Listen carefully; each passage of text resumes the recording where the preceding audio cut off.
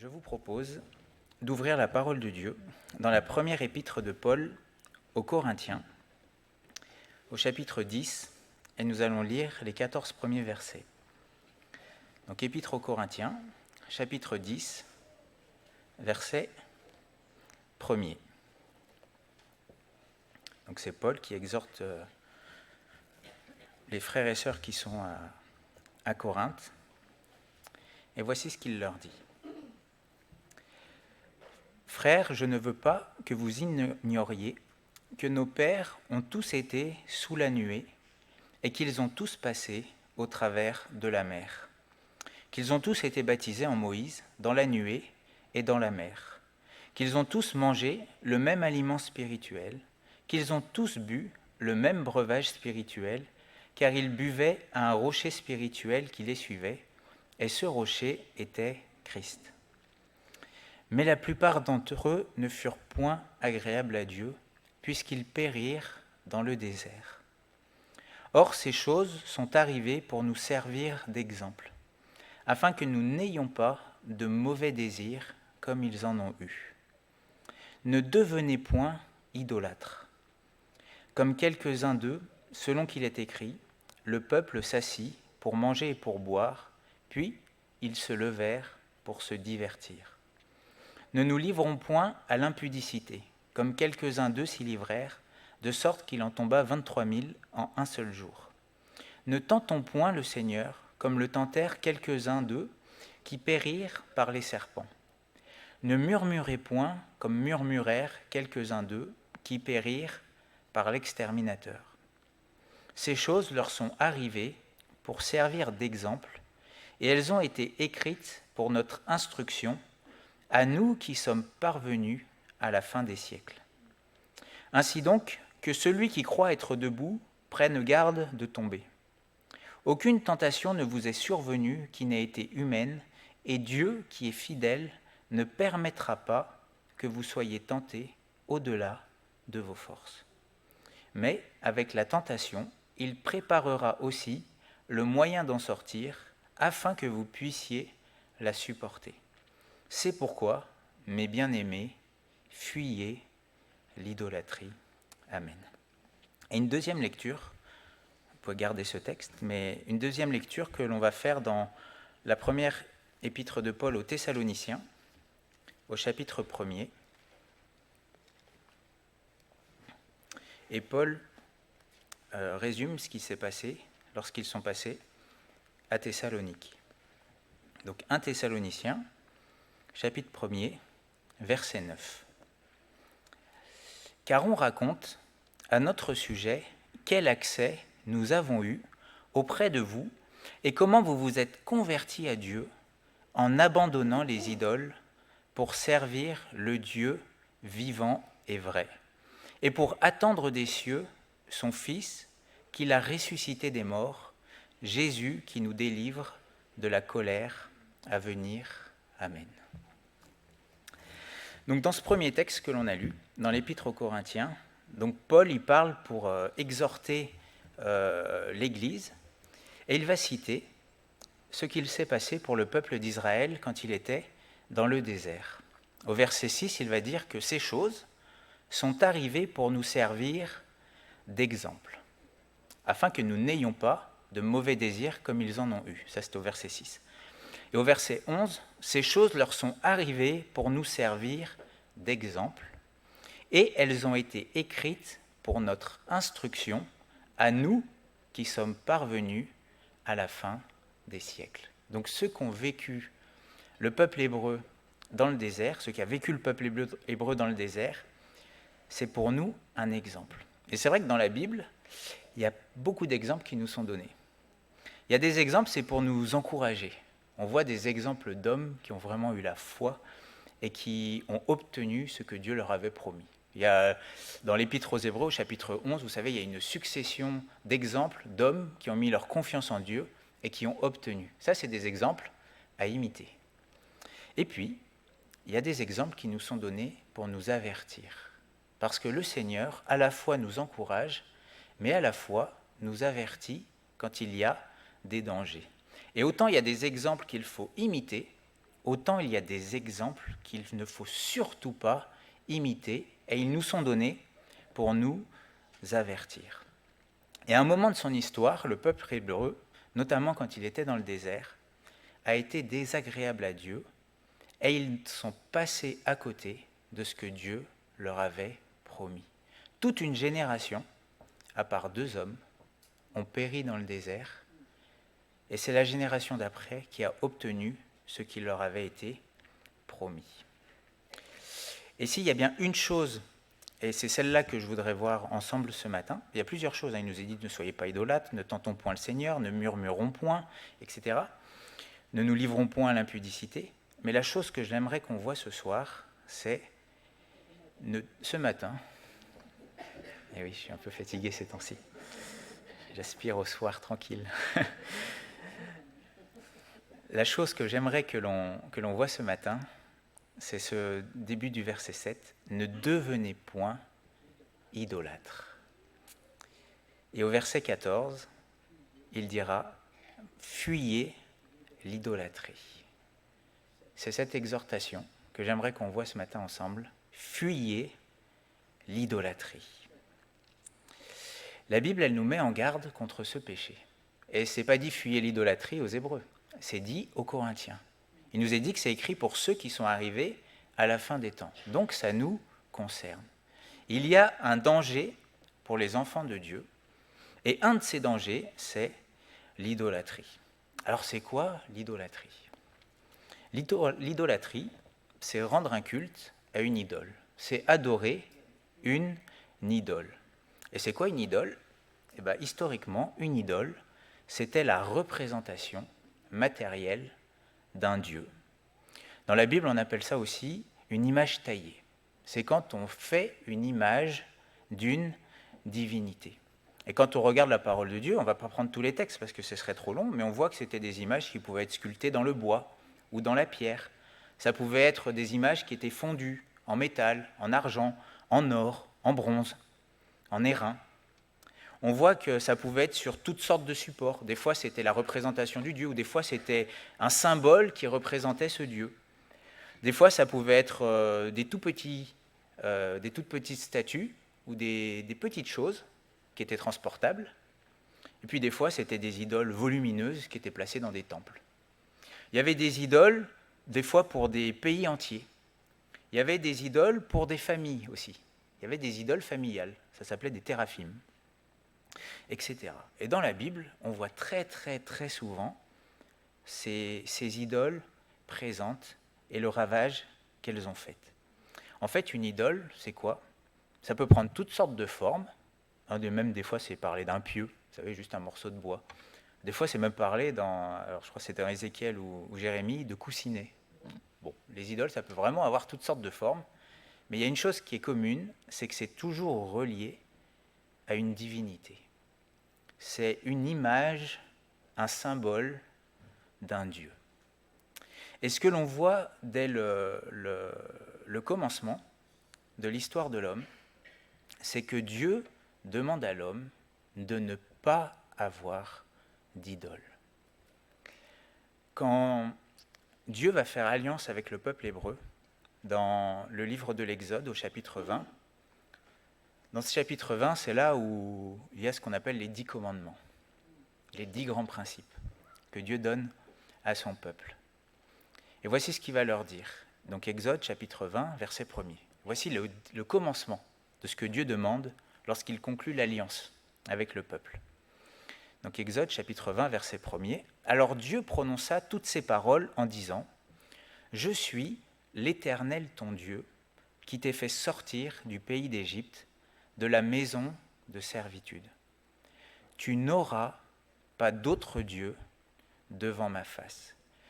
Tu ne te feras point d'image taillée ou d'idole, ni de représentation quelconque des choses qui sont en haut dans les cieux, qui sont en bas sur la terre, qui sont dans les eaux plus bas que la terre. Tu ne te prosterneras point devant elles. » Et se prosterner, c'est adorer. Tu ne les adoreras pas. Tu ne te prosterneras point devant elles, et tu ne les serviras point.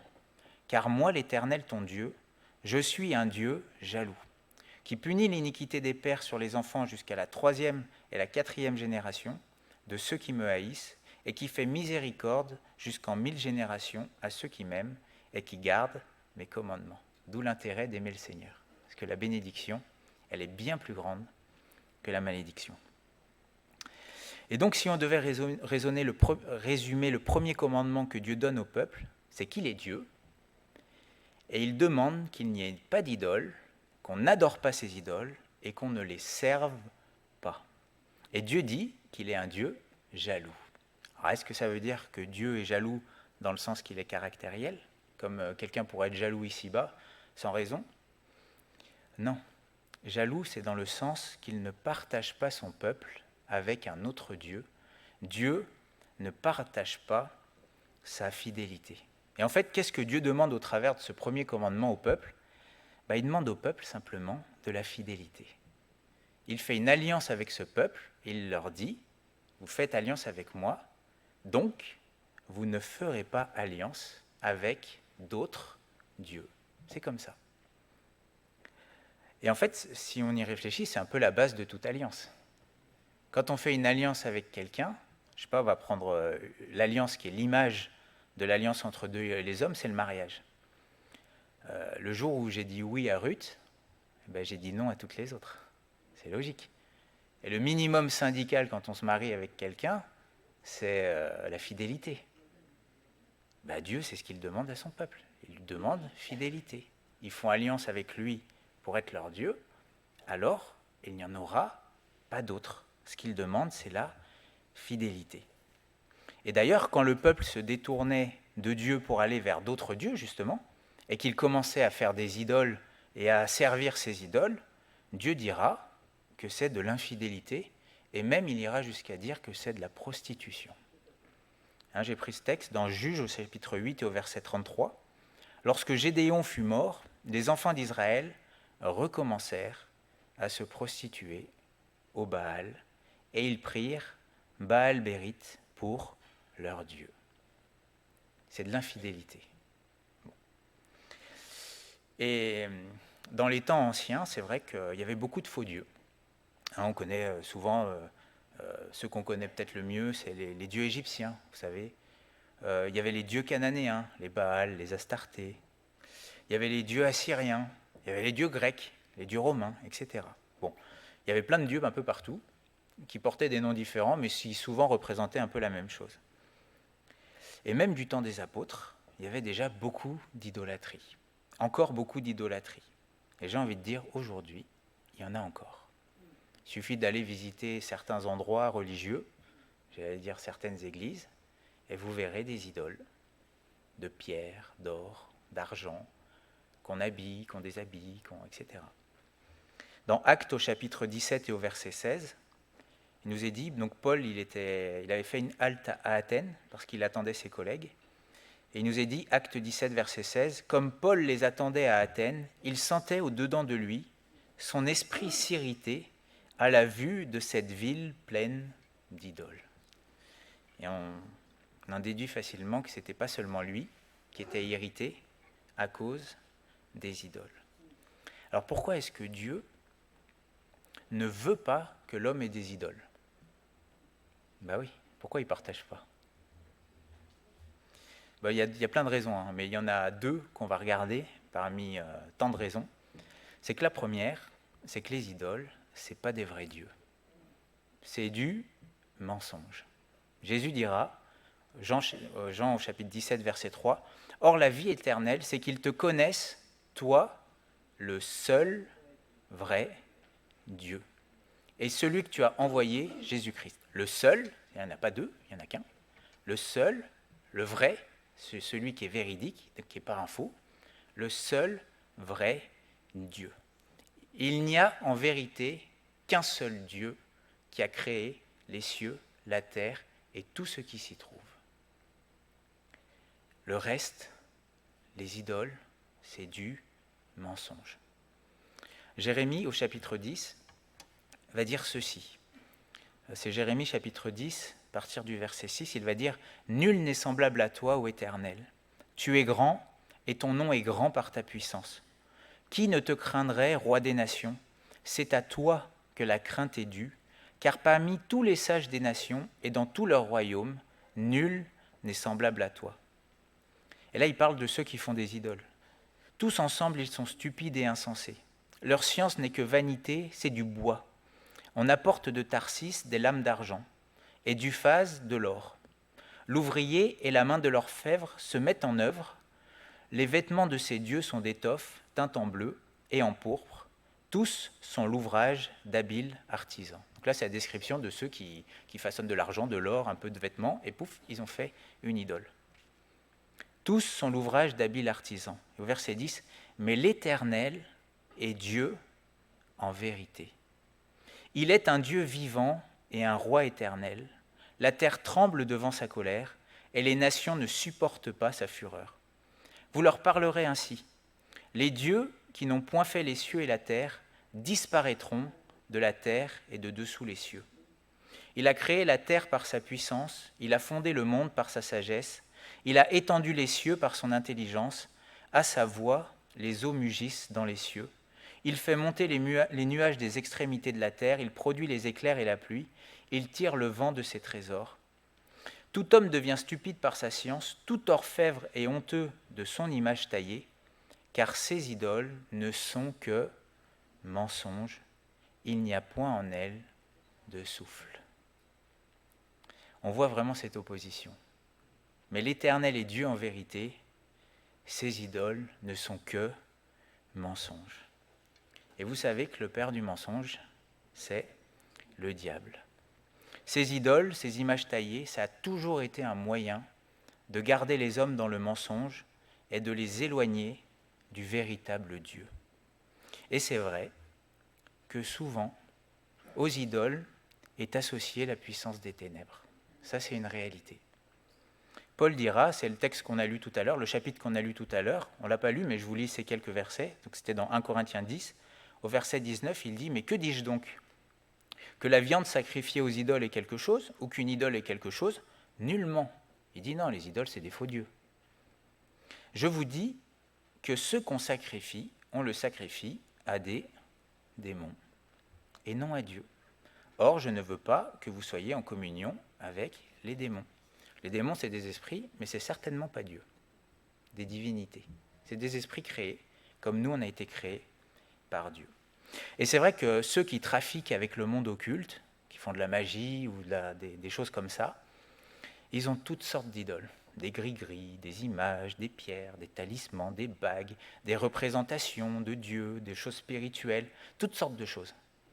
Ça, c'est souvent systématique. Ceux qui traficotent avec la magie ou avec les sciences occultes, ils ont un goût prononcé pour l'idolâtrie, les idoles.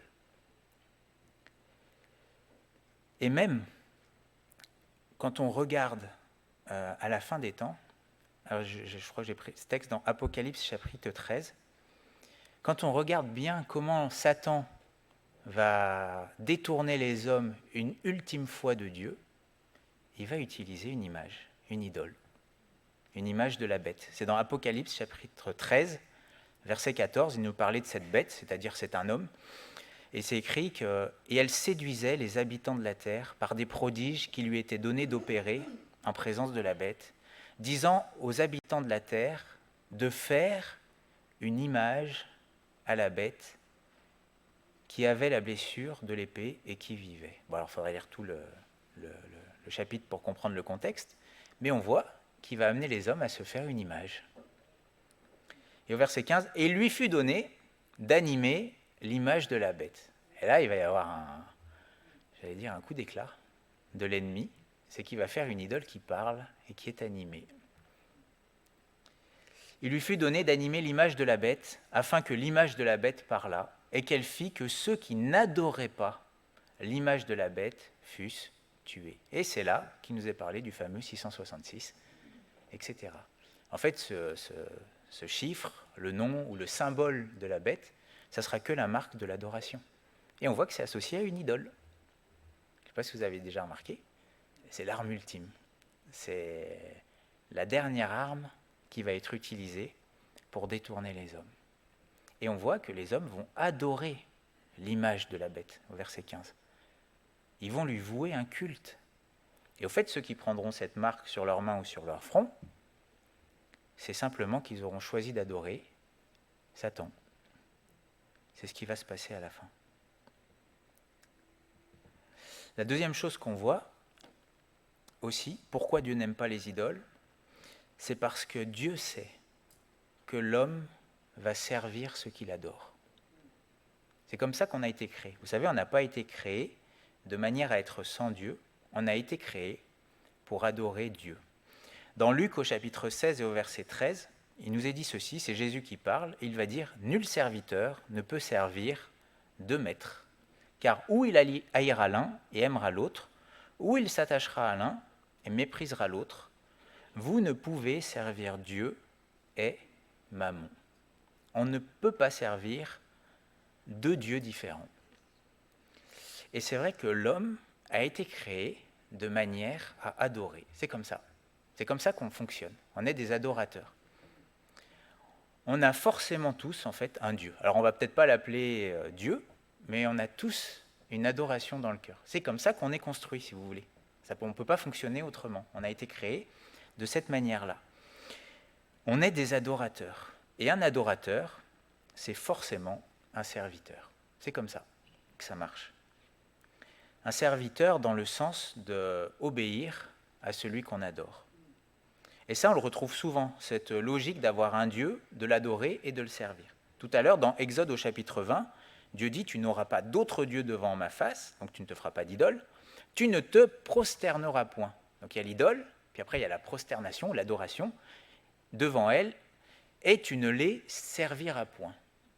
Autre Dieu, prosternation ou adoration, service. Quand Satan va tenter Jésus dans le désert, Jésus va lui répondre, il est écrit, tu adoreras le Seigneur ton Dieu et tu le serviras lui seul. On sert celui qu'on adore. Et quand on adore quelqu'un, c'est qu'on l'aime plus que tout. L'homme, il a forcément quelque chose ou quelqu'un qui l'aime plus que tout. Et quand on aime quelque chose plus que tout, on est prêt à tout sacrifier pour lui. C'est comme ça. Vous savez qu'à l'époque, les idoles, on leur offrait des sacrifices. On offrait des sacrifices aux idoles, c'est comme ça. Et on sacrifiait toutes sortes de choses. Alors bon, certains, c'était des légumes, voilà. D'autres, c'était des animaux, des viandes sacrifiées aux idoles. Mais ça pouvait aller à des sacrifices beaucoup plus coûteux. Certains allaient même jusqu'à sacrifier leurs enfants, ce qu'ils avaient de plus précieux, à ces idoles. Il y avait des endroits qui étaient dédiés au sacrifice d'enfants aux idoles. J'ai pris ce texte, c'est dans Jérémie 32, verset 35. Ils ont bâti des hauts lieux à Baal, dans la vallée de Ben Hinnom. Ben Hinnom, c'est ce qui a donné le nom Géhen. Géhen, Ben Hinnom, c'est la même chose. Quand Jésus parle de la Géhenne, il parle de cette vallée où on sacrifiait des enfants à des dieux. Donc ils ont bâti des hauts lieux à Baal, dans la vallée de Ben Hinnom, pour faire passer à Moloch, donc un faux dieu, leurs fils et leurs filles, ce que je ne leur avais point ordonné. Et il ne m'était point venu à la pensée qu'ils commettraient de telles horreurs pour faire pécher Juda. On voit vraiment l'indignation de Dieu. On voit, je ne vais peut-être pas le lire, mais dans 2 Rois au chapitre 21, on voit un roi qui s'appelle Manassé, et on voit que son père, il avait enlevé toutes les idoles du pays, et lui, il va toutes les remettre. En verset 3, c'est 2 Rois 21, verset 3, il rebâtit les hauts lieux qu'Ézéchias, son père, avait détruits. Il éleva des autels. Les autels, c'est un meuble pour sacrifier, pour faire des sacrifices. Il éleva des autels à Baal. Il fit une idole d'Astarté, comme avait fait Akab, roi d'Israël. Il se prosterna devant toute l'armée des cieux et la servit. Vous voyez, un autel, une idole, prosterner, servir.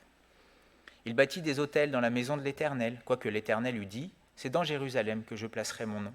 Il bâtit des autels à toute l'armée des cieux, dans les 2 parvis de la maison de l'Éternel. Il fit passer son fils par le feu, etc. Mais ce qui est beau, c'est que plus tard, on voit que ce roi va se repentir et que Dieu va lui pardonner. On voit vraiment la grâce déjà, avant même que Jésus ne soit venu. Bon voilà, c'est ça l'idolâtrie, pour remettre un peu de contexte. C'est quand on a un Dieu à qui on sacrifie, même ce qu'on a de plus précieux, parce qu'on adore cette chose-là. Et Paul exhorte l'Église, nous exhorte aujourd'hui au travers des écrits. Le Saint-Esprit qui a inspiré les Écritures nous exhorte à fuir l'idolâtrie. Pourquoi ? Parce que c'est un piège, et c'est un piège dans lequel n'importe quel disciple de Christ peut tomber. D'ailleurs, dans cette exhortation, il dit, donc elles ont été écrites pour notre instruction à nous qui sommes parvenus à la fin des temps, ainsi donc que celui qui croit être debout prenne garde de tomber. Donc l'apôtre Paul dit, vous êtes debout, mais attention, vous pouvez tomber, et notamment dans l'idolâtrie. Et là, il dit, ensuite, fuyez. Vous savez, il y a des péchés, c'est dit qu'il faut résister. Il y en a d'autres, il nous a dit qu'il faut fuir. C'est-à-dire qu'on ne peut pas combattre. Enfin, la meilleure stratégie, on va dire, face à certains péchés, c'est la fuite. Dans 1 Jean, chapitre 5, verset 21, Jean conclut son épître en disant « Petits enfants, gardez-vous des idoles. » Attention aux idoles. Et le deuxième texte qu'on avait lu en introduction, dans 1 Thessaloniciens, nous dit au final ce que c'est que la conversion. Vous savez, quand on demande à quelqu'un, mais c'est quoi se convertir ? Eh bien, les Thessaloniciens, Paul résume c'est quoi leur conversion. Donc on l'a lu tout à l'heure, 1 Thessaloniciens chapitre 1er verset 9, car on raconte à notre sujet quel accès nous avons eu auprès de vous et comment vous vous êtes convertis à Dieu. Mais comment ils se sont convertis à Dieu ? En abandonnant les idoles pour servir le Dieu vivant et vrai. Se convertir, c'est abandonner les idoles, les faux dieux, et choisir d'adorer Dieu et le servir lui seul. C'est ça la conversion. Quelqu'un de converti, il abandonne les idoles et il adore Dieu. C'est une des définitions de la conversion. Et c'est vrai que dans toute l'histoire d'Israël, notamment, on voit que quand ils se convertissaient à Dieu, qu'ils revenaient à lui, ils détruisaient les idoles. Mais quand ils abandonnaient Dieu, qu'est-ce qu'ils faisaient ? Ils reconstruisaient les idoles. C'est comme ça. Et c'est des exemples pour nous. C'est-à-dire qu'on peut rebâtir ce qu'on a détruit. Il y a un texte dans les Écritures qui nous dit que si on rebâtit ce qu'on a détruit, on devient des transgresseurs. Et quand Paul dit à l'église de Corinthe, fuyez l'idolâtrie, en d'autres mots, il leur dit, mais restez fidèles à Dieu. Parce que l'idolâtrie, c'est une infidélité à Dieu. Et la Bible, elle est claire, les idolâtres ne seront pas sauvés. Et ça, il faut le dire. Dans Apocalypse, chapitre 22, verset 14, il est dit ceci, « Heureux ceux qui lavent leurs robes, afin d'avoir droit à l'arbre de vie et d'entrer dans les portes de la ville. » Et ça fait référence au sacrifice de Jésus qui purifie le cœur. Mais il dit aussi, vous voyez les encouragements et il y a les avertissements, « Dehors les chiens ». Alors les chiens, ce n'est pas une insulte, ça fait référence à tous ceux qui vont vers des choses impures. C'est ceux qui se délectent de ce qui est impur. Dehors les chiens, les magiciens, les débauchés, les meurtriers, les idolâtres, et quiconque aime et pratique le mensonge. Un idolâtre n'entrera pas dans le royaume de Dieu. Les seuls qui rentreront dans le royaume de Dieu, c'est ceux qui ont pour Dieu, Dieu. Enfin, c'est logique. Et combien il est important, et on réalise l'importance de n'avoir aucune idole dans notre vie. Car si j'en ai, je n'entrerai pas dans le royaume de Dieu. Et ça, il faut que ça soit clair. À un moment, Jésus va reprendre 2 églises dans l'Apocalypse en leur disant qu'il y en a un qui a la doctrine de Baal, qui enseigne aux serviteurs de Dieu à manger des viandes sacrifiées aux idoles.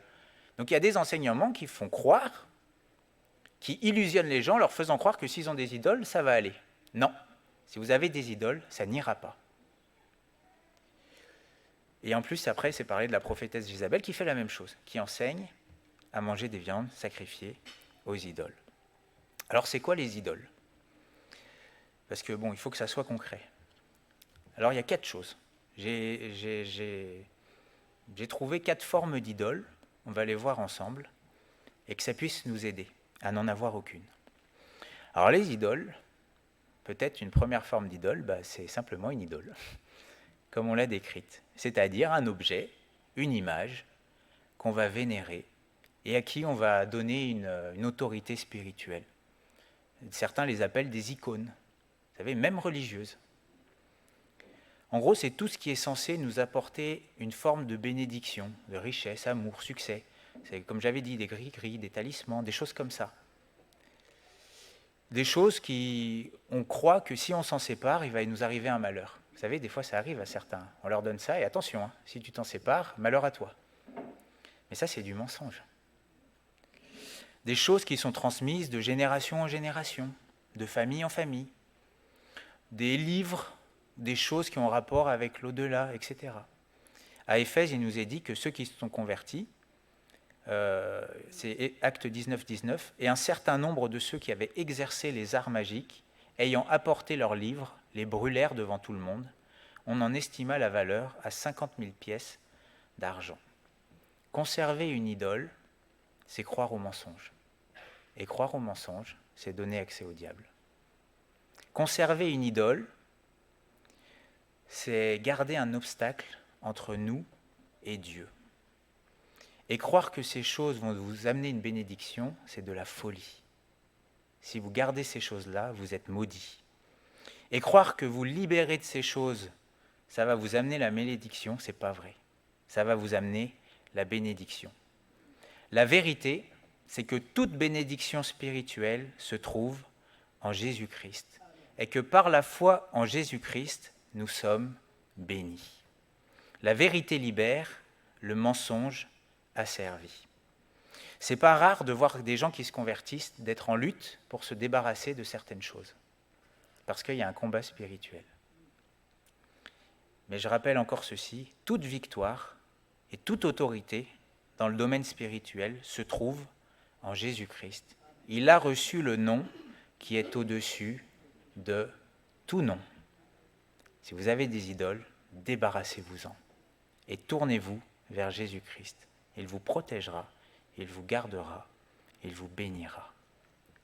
Ces choses, c'est des choses de ténèbres, c'est des mensonges, et garder ces choses, c'est faire l'œuvre du diable. S'en débarrasser, c'est faire l'œuvre de Dieu. Bon, j'ai essayé d'être clair, concis, voilà. Donc les idoles, ça peut être des idoles, au sens matériel. Mais les idoles, ça peut être quelque chose, non pas matériel, mais dans le cœur. Dans Ézéchiel, au chapitre 14 et au verset 3, voici ce que dit Dieu à son prophète, donc Ézéchiel 14, 3. « Fils de l'homme, ces gens-là portent leurs idoles dans leur cœur, et ils attachent les regards sur ce qui les a fait tomber dans l'iniquité. Me laisserai-je consulter par eux ?» La réponse c'est non. Ces gens-là portent leurs idoles dans leur cœur. Il y a des idoles, elles ne sont pas matérielles, on ne les a pas sur nous, on ne les a pas dans la maison, on ne les a pas dans un temple, on les a dans le cœur. Et vous savez que pour le chrétien, il nous est dit que le cœur du chrétien, c'est le temple du Saint-Esprit. Et de la même manière qu'à l'époque, ils faisaient des autels ou qu'ils pouvaient mettre des idoles dans le temple qui était réservé à Dieu et qui commettaient des sacrilèges, de la même manière, aujourd'hui, on peut avoir des idoles dans notre cœur. À l'époque, les idoles, on leur donnait des noms. Mais ces idoles, elles représentaient quelque chose. Et quand on sacrifiait à ces dieux, c'était dans le but d'obtenir autre chose. J'ai pris des exemples. Allez, j'ai pris les dieux grecs, c'était plus facile. Dans les dieux grecs, il y en avait un, il s'appelait Zeus, vous savez. C'était le dieu qui était puissant, qui avait l'autorité, c'est celui qui faisait réussir. Vous voyez ? Alors si aujourd'hui on dirait à quelqu'un, et à l'époque on sacrifiait à ce dieu pour avoir la réussite, dans les combats, dans les guerres, dans le commerce, dans toutes sortes de choses. Alors aujourd'hui on dirait à quelqu'un, mais est-ce que vous croyez en Zeus ? Alors je pense qu'il n'y a pas grand monde qui nous dirait, ah oui, je crois qu'il existe, là-haut dans l'Olympe. Bon. Tout le monde dirait, non. Mais par contre si on demande à quelqu'un, est-ce que vous êtes prêt à tout pour le succès ? Est-ce que vous êtes prêt à tout sacrifier pour avoir la réussite ? Certains diraient, oui. Écoutez, ça s'appelle plus Zeus, mais c'est le même Dieu. Sauf qu'il est dans le cœur et qu'il ne porte plus le même nom. Combien sont prêts à tout sacrifier pour le succès? Jusqu'à leur famille, jusqu'à leurs enfants. C'est une idole. Combien sont prêts à tout sacrifier pour être les plus forts, les premiers, dans leur entreprise, dans un sport, dans la société, dans la politique, dans tout ce que vous voulez? C'est une idole. Il y avait une déesse qui s'appelait Aphrodite. Alors elle, c'est la déesse de l'amour. Combien sont prêts à tout sacrifier dans le but d'obtenir l'amour? Ce qui est une folie, puisque l'amour, il nous a été déjà donné en Jésus-Christ.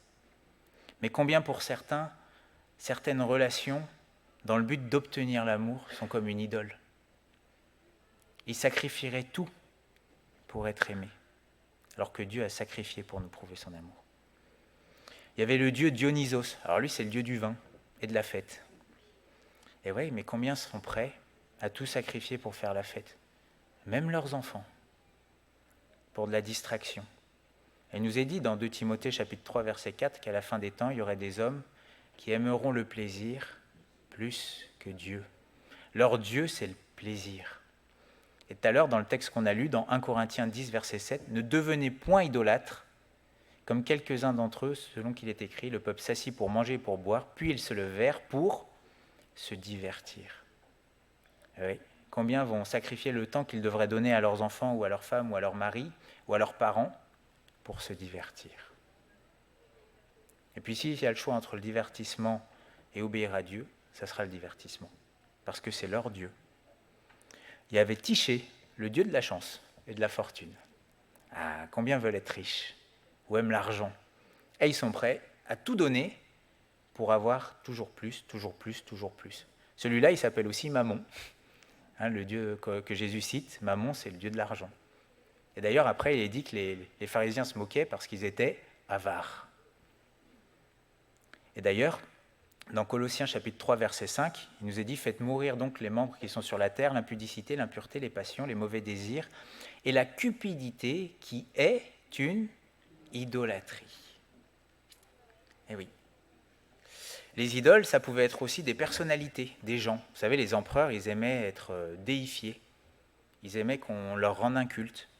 Et c'est vrai qu'il y a des gens, ils adorent certaines personnes. C'est leurs idoles. Ils seraient prêts à tout pour être ou pour avoir quelque chose de ces personnes-là. Bon, si on devait faire une liste exhaustive des idoles, je pense qu'il y en aurait... Mais au final, à quoi on reconnaît une idole dans la vie de quelqu'un? Une idole, on l'adore, on la sert, on lui sacrifie. Il suffit de regarder au sacrifice. Il faut regarder à ce qu'un homme est prêt à sacrifier pour savoir ce qu'il aime en premier. Car un homme sacrifie toujours à ce qu'il adore. C'est comme ça qu'on fonctionne. Certains diront « Ah non, non, non, moi j'ai pas d'idole ». Mais en réalité, à leur sacrifice, on voit très bien qui est l'idole. Le Seigneur, il dira, concernant le commandement le plus important, quand il demandera c'est quoi le commandement le plus important, dans Marc au chapitre 12 et au verset 30, il va dire que c'est ceci: « Tu aimeras le Seigneur ton Dieu de tout ton cœur, de toute ton âme, de toute ta pensée, de toute ta force. » Une idole, c'est ce qui occupe tout mon cœur. C'est ce qui occupe mon âme, qui dirige mes émotions. C'est ce qui occupe mes pensées. Et c'est ce pourquoi je dépense ma force. Et de la même manière qu'à l'époque des temples, on pouvait profaner le temple par d'autres dieux, dans la vie de bien des chrétiens, le temple est profané par des idoles, parce qu'on n'a pas fui au moment où il fallait fuir. Fuyez l'idolâtrie. Une autre forme d'idole, et celle-là elle est plus subtile. On va lire un texte dans Exode au chapitre 32, et on voit justement ce qui s'est passé après les 10 commandements. Et c'est étonnant, on voit la rapidité du peuple pour se corrompre. Et ne les jugeons pas, on n'est pas rien. Mais dans Exode au chapitre 32, au verset 1er, il nous est dit « Le peuple, voyant que Moïse tardait à descendre de la montagne, s'assembla autour d'Aaron et lui dit « Allons, fais-nous un Dieu qui marche devant nous, car ce Moïse, cet homme, qui nous a fait sortir du pays d'Égypte, nous ne savons ce qu'il est devenu. Aaron leur dit, ôtez les anneaux d'or qui sont aux oreilles de vos femmes, de vos fils et de vos filles, et apportez-les-moi. Et tous ôtèrent les anneaux d'or qui étaient à leurs oreilles et les apportèrent à Aaron. Il les reçut de leurs mains, jeta l'or dans un moule et fit un veau en fonte, une idole en forme de vache, de veau. Et ils dirent, Israël, regardez bien, voici ton Dieu qui t'a fait sortir du pays d'Égypte. Non mais quand même.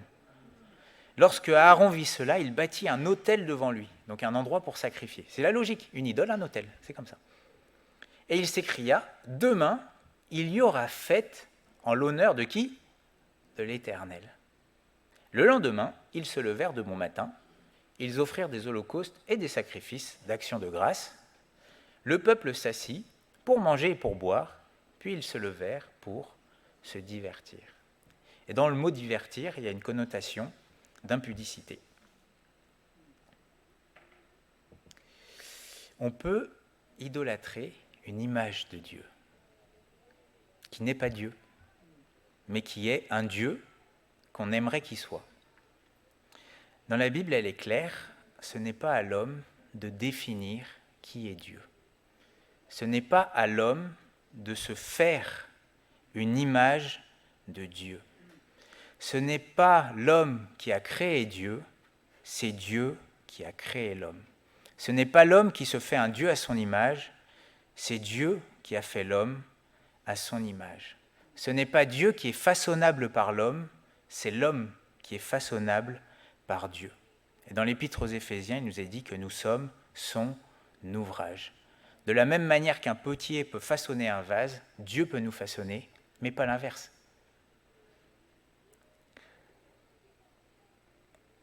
Ce n'est pas à nous de définir qui est Dieu. Il se révèle par lui-même. Et pourquoi est-ce que Dieu n'a pas voulu qu'on fasse une image de lui ? Mais parce que l'image, c'est lui qui l'a donnée en Jésus-Christ. Dans Colossiens, chapitre 1er, verset 15, il nous est dit, en parlant de Christ, « Il est l'image du Dieu invisible, le premier-né de toute la création. » Et Jésus dira à Philippe, il va dire, « Mais il y a si longtemps que je suis avec vous, mais tu ne m'as pas connu, Philippe. Celui qui m'a vu a vu le Père. » C'est en Jésus seulement que nous pouvons connaître parfaitement ou que nous voyons de manière visible qui est le Dieu invisible. Les Hébreux, ils vont vouloir faire une image de Dieu, et qu'est-ce qu'ils vont faire ? Un veau.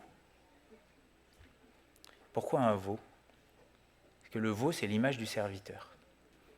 Et vous savez que les hommes, ils veulent un Dieu serviteur, un Dieu qui les serve. Ils ne veulent pas servir le Dieu vivant et vrai. Ils veulent un Dieu qui va les servir eux. Ah, vous allez me dire, ah ben non, ça c'est grossier. Mais quand on écoute les prières des fois, fais ceci, fais cela, donne-moi ceci, donne-moi cela, fais qu'il y ait telle chose. Enfin, on utilise l'impératif pour prier le Seigneur, on lui dit ce qu'il faut qu'il fasse. Je pense qu'on n'a pas compris qui est Dieu. La prière, ce n'est pas dire à Dieu que ma volonté soit faite. La prière, c'est dire à Dieu que ta volonté soit faite. Prier, ce n'est pas demander à Dieu qu'il fasse ce qu'on veut. Prier, c'est soumettre notre volonté à Dieu parce qu'il est notre Dieu. Il y en a beaucoup qui, au final, veulent un Dieu sans être transformés par lui. Ils veulent plutôt un Dieu qui soit de plus en plus comme eux. Et vous savez, dans certaines églises, alors je ne parle pas ici, forcément ici, mais comme les messages y sont écoutés, c'est bien de le dire. Il y a certaines églises où c'est plus l'église de Dieu. Et ce qui est adoré, ce n'est plus Dieu, c'est une idole, comme un veau d'or. La Bible dit, par exemple, que Dieu ne tolère pas le péché et que la grâce de Dieu nous enseigne à renoncer à l'impiété. Écoutez, si vous servez un Dieu qui vous laisse pécher, ce n'est pas Dieu. Si vous voulez un Dieu qui vous permette de vous asseoir, de manger, de boire, de vous lever pour vous divertir, vous livrer à l'impudicité, votre Dieu, ce n'est pas Dieu, c'est une idole, même si vous l'appelez Dieu. Le seul vrai Dieu, c'est celui qui se révèle par lui-même au travers de la parole, au travers de Jésus-Christ, au travers de son Esprit Saint. Et notre part, ce n'est pas de le créer, c'est de croire en ce qu'il nous dit et ce qu'il nous révèle, et à nous laisser diriger par son Esprit et les Saintes Écritures dans toute la vérité. Et le Saint-Esprit atteste de la vérité. Attention, il y a des idolâtres qui sont dans les églises, qui ont le même langage que nous, qui ont la même Bible que nous, mais qui n'ont pas le même Dieu que nous. Parce qu'ils ne croient pas aux Écritures et ils n'acceptent pas tout ce que Dieu dit de lui dans la parole. Et une dernière forme d'idolâtrie, alors celle-là, elle est encore plus subtile. Donc il y a les idoles du cœur, les images qu'on peut se donner de Dieu, mais on peut idolâtrer ce que Dieu nous donne. On va lire un texte dans 2 Rois au chapitre 18, verset 4. Il y a un roi Ézéchias qui revient à Dieu, et donc qu'est-ce qu'il fait? Il détruit les idoles. Et dans 2 Rois chapitre 18, verset 4, il nous est dit « Il fit disparaître les hauts lieux, brisa les statues, abattit les idoles, et qu'est-ce qu'il va faire? Et il mit en pièces le serpent d'airain que Moïse avait fait. Car les enfants d'Israël avaient jusqu'alors brûlé des parfums devant lui, et on l'appelait Néhushtan. » Bon, je ne sais pas si la prononciation est bonne, mais il lui donnait un nom. Mais qui avait donné le serpent d'airain? C'était Dieu. Ça venait de Dieu. Ça avait été un moyen par lequel Dieu avait fait grâce au peuple. Et des années après, c'était devenu une idole. Ils n'adoraient plus le Dieu qui avait donné le serpent d'airain. Ils adoraient ce que Dieu avait donné. Et il nous faut faire attention à ne pas idolâtrer ce que Dieu nous donne. Vous savez, Dieu nous donne bien des choses dans sa grâce et dans sa bonté. Mais n'oublions pas que notre bonheur ne doit pas être dans les choses que Dieu nous donne, mais dans ce que Dieu est. Si notre amour pour Dieu, notre adoration dépend de ce qu'il nous donne, alors ce n'est pas de l'adoration. L'adoration, ça dépend de qui est Dieu. Est-ce que Dieu peut donner à l'Église des dons surnaturels? Ben oui, des guérisons, des prophéties, des dons, etc. Est-ce qu'on est heureux quand il les donne? Oui. Mais est-ce que certains ne peuvent pas idolâtrer ces choses, au point que c'est que ce qu'ils cherchent? Ils ne cherchent pas Dieu en lui-même, ils cherchent ce qu'il donne. Et on voit des fois des personnes qui aiment tellement le surnaturel, qu'ils sont prêts à tout, même à troquer la vérité, pour voir du surnaturel. Est-ce que quand Dieu parle, on peut avoir de l'émotion, des moments de visitation, et puis nos cœurs sont en exaltation devant Dieu? Ça arrive. Est-ce que ça arrive toujours? Non. Mais est-ce que ça arrive? Oui. Est-ce que certains ne sont pas idolâtres de leurs émotions? S'ils ont les émotions, l'adoration. Puis s'ils n'ont pas les émotions, non. On peut idolâtrer les émotions. Qu'est-ce que Dieu peut donner à l'Église? Dieu donne des hommes pour enseigner l'Église. Des pasteurs, des docteurs, des évangélistes, des apôtres, des prophètes. Est-ce que ça ne peut pas devenir un sujet d'idolâtrie? Est-ce qu'il n'y a pas des églises où on aime plus le pasteur que Dieu? On obéit plus au pasteur que Dieu? On sacrifie plus pour le pasteur et son approbation, je ne sais quoi d'autre, que pour Dieu? Est-ce que ce que Dieu peut donner à l'Église peut devenir un sujet d'idolâtrie? Bien sûr. Et j'ai noté, est-ce que Dieu peut donner un moment des réveils? Est-ce que Dieu peut permettre qu'au travers tel ou tel mouvement, il y ait eu des retours à lui? Bien sûr. Et il y en a eu plein, hein, des réveils méthodistes, darbistes, il y en a plein. Mais est-ce qu'à un moment, on ne peut pas idolâtrer la religion qui nous a permis de revenir à Dieu à un moment? Eh oui, il y a des gens, ils ne sacrifient pas à Dieu, ils sacrifient à la religion. Ils ne font pas les choses pour Dieu, ils le font pour, on va dire, le système. Je n'ai pas trouvé d'autre mot pour le dire. Et j'aimerais rappeler une chose, c'est que quand on se convertit à Dieu. Comment vous vous êtes converti à Dieu en abandonnant les idoles pour servir le Dieu vivant et vrai? On ne se convertit pas à une religion et à une dénomination. On ne se convertit pas à un pasteur ou à un autre ministère. On ne se convertit pas à une église, c'est-à-dire pour une église et pour la servir. On se convertit à Dieu. L'église, ce n'est que la conséquence, mais ce n'est pas le but en soi. La tête de l'église, c'est Christ. Et les ministères ou toutes sortes de choses sont données à l'église pour que l'église soit centrée sur Christ. Je pense qu'un pasteur honnête, si un jour on lui disait qu'on l'aime plus que Dieu, il serait le plus malheureux des hommes. Mais par contre, quand on dit à un pasteur que la personne, elle aime encore plus Jésus et Dieu, alors il est le plus heureux des hommes. Parce que notre but, c'est que l'Église adore Christ et ne pas, surtout pas, détourner l'adoration de Christ. Vous voyez que l'idolâtrie, ça peut être subtil. Il y a des gens, ils pensent servir Dieu, mais ils servent un Dieu qui n'est pas Dieu, ou ils servent quelque chose que Dieu a donné, sans servir le Dieu qui l'avait donné. Alors on va quand même terminer, je vois que j'étais un peu long. Alors que faire s'il y a des idoles? Parce qu'on est toujours dedans ou parce qu'elles sont revenues? Eh bien, il suffit de se convertir et d'abandonner les idoles. Dieu, c'est un Dieu qui pardonne. Et quand on a été infidèle et qu'on se repent et qu'on revient à lui, il pardonne. Il l'a toujours fait. Et je crois qu'il est bon de se rappeler que Dieu ne veut pas qu'on lui sacrifie pour qu'ensuite il nous aime. Dieu, il nous aime et c'est lui qui a sacrifié le premier pour nous. Pas parce qu'il nous adore, il n'y a rien d'adorable en nous, mais parce qu'il a eu compassion de nous. Mais il a sacrifié. Et si Dieu veut être notre Dieu, ce n'est pas pour notre malheur, mais c'est pour notre bonheur. Parce qu'il sait que c'est en lui et pour lui et de lui que sont toutes choses et que nous serons heureux. Et si Dieu nous demande de l'aimer en tout premier, c'est parce que lui, il nous a aimés d'abord.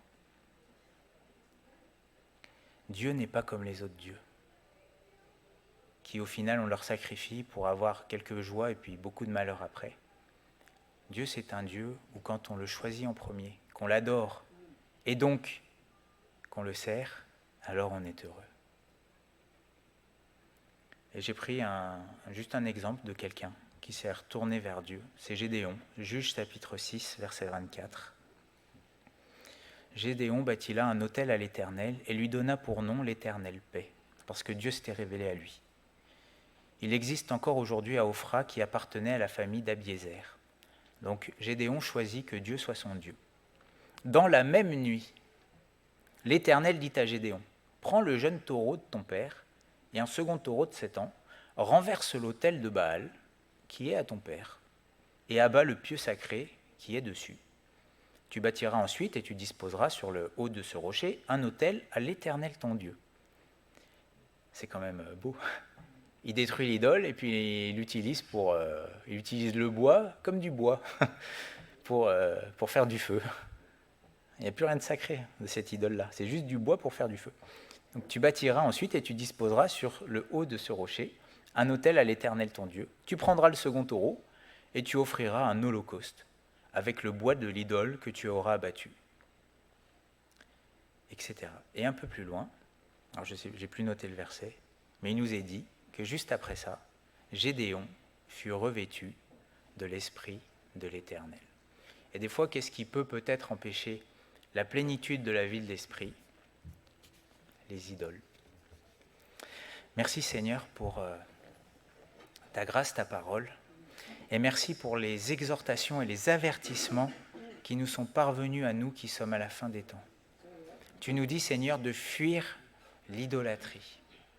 Tu nous demandes Seigneur de se convertir à toi en abandonnant les idoles.